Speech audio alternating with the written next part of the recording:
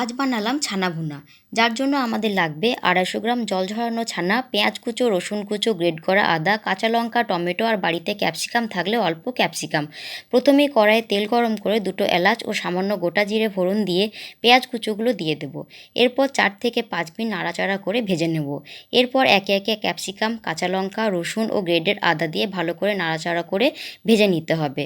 ভালোভাবে ভাজা হয়ে গেলে এর মধ্যে টমেটোগুলো অ্যাড করে দেব। আবারও কিছুক্ষণ নাড়াচাড়া করে ভেজে নিতে হবে। এবার এর মধ্যে স্বাদমতো নুন, সামান্য হলুদ, চিনি, জিরে গুঁড়ো দিয়ে কষিয়ে নিতে হবে। ভালোভাবে কষাতে হবে যাতে এর মধ্যে কাঁচা মশলার গন্ধ একটুও না থাকে। এবার ভালোভাবে কষিয়ে নেওয়ার পর এর মধ্যে ছানা অ্যাড করে দিতে হবে এবং ছানাটাকে ভালোভাবে নাড়াচাড়া করতে হবে। কিছুক্ষণ ধরে নাড়াচাড়া করলেই এর মধ্যে মশলাটা খুব সুন্দরভাবে মিশে যাবে। ব্যাস, তাহলেই রেডি ছানা ভুনা।